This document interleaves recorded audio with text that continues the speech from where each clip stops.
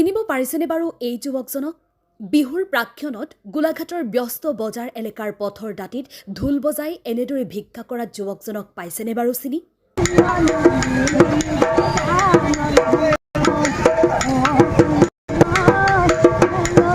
কিয় গোলাঘাট জিলাৰ মৰঙী হাবিগাঁৱৰ নিবাসী কমল শইকীয়া নামৰ বিহু বলীয়া সেই যে অন্ধ যুৱকজন। অসমৰ চুকে কোণে বিহুৰ মঞ্চই মঞ্চই ঢোলবাদন পৰিৱেশনেৰে ৰাইজৰ সমাদৰ বুটলা সেই অন্ধ চহা ঢুলীয়া শিল্পীজনৰ কথা মনত পৰা নাই নেকি?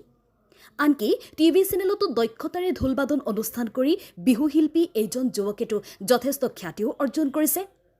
পিছে হলে কি হ'ব?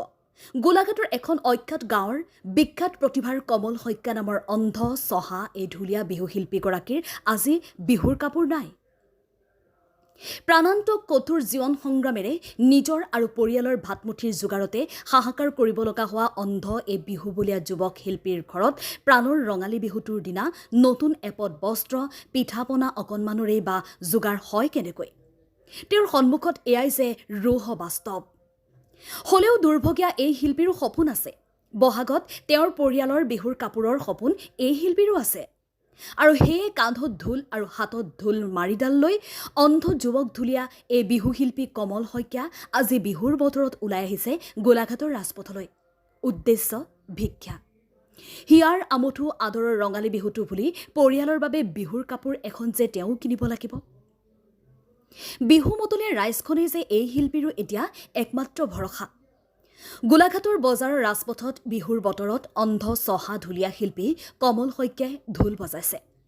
হাত পাতিছে ৰাইজৰ ওচৰত। মাটিত সন্মুখত পাৰি দিছে এখন গামোচা।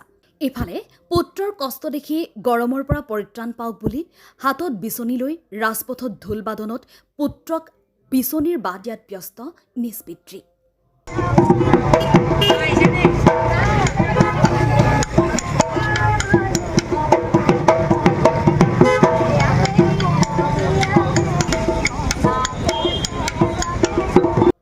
নিউজ ডেস্ক ৰিপোৰ্ট দৃষ্টিকোণ।